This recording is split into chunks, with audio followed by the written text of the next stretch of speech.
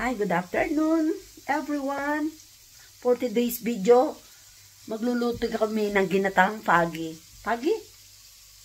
Eto guys. Ipapakita ko yung slice pagi na to. So, in-steam to. Right? In-steam para maalis ang lansa. Ayan guys, pakita ko sa inyo. Ito yung slice pagi. So, alam ko masarap naman to.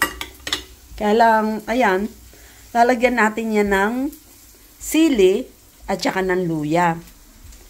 Eto, simulan na natin ang ating paggigisa. So, ayan guys, nagsisimula ng maggisa na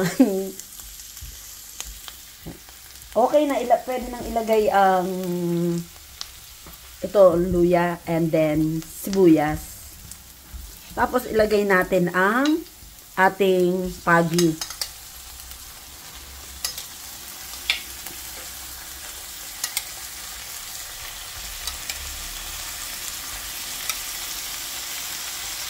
Ayan guys. Then, ginatang pagi ang gagawin natin. Nasa ng siling, green. Bigyan mo ako ng siling green. Sorry? No, siling muna. Then, ilagay mo na yung gata. Lalagyan natin yan ng pechay. Simpleng luto lang to. So, binoil, in-steam ng konti para maalis yung lansa, hinugasang mabuti. So, ito yung ginatang pagi. Konti lang yung niluto natin kasi dalawa lang naman kaming kakain nito. Isang gata lang okay na.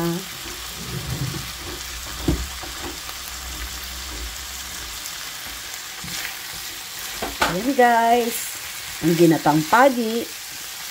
Yan, ibuhos na natin ang ating gata. So, simut sarap yan sa ilalim. Simut sarap. Simut sarap. Then, lalagyan ng isang kutsarang suka.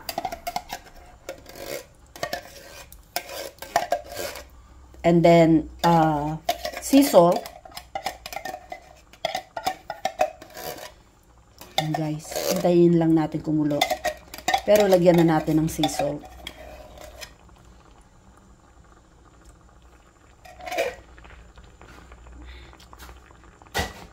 Diba recycle yun? Doon yun eh.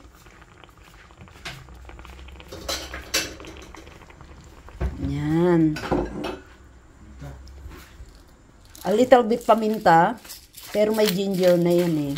At saka okay na kaunti lang. Isang kutsarang suka o 1.5 okay din. Huwag masyadong asim.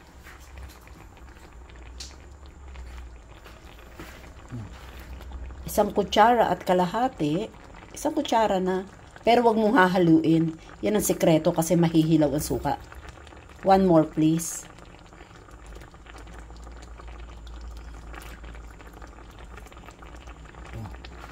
Okay. Iwanan muna natin ng konti hanggang mag-boil. Wag haluin kasi nga aasim masyado ang suka. Ganun siya.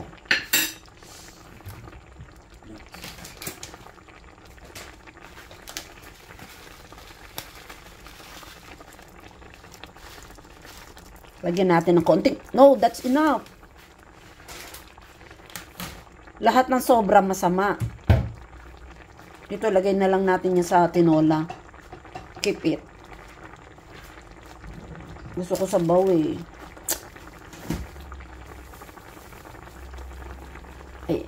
Ayan. Haluin lang natin. Antayin lang natin hanggang sa maiga ng konti. Then lalagyan natin ng pak choy.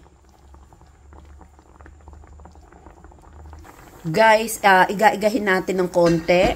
Medyo maiga-iga ng konti yung pinakagata. Then, at saka ilalagay natin yung pak choy. Ayan guys. Maya-maya na lang. Balikan natin. Ayan guys, nilagay ko na yung pechay. Pechay sa Pilipinas, pak choy dito sa UK. So, ayan. Hintayin na lang natin malanta yung ating vegetable. Ayan. Konti lang naman yan guys. Malambot na yung ating pagi.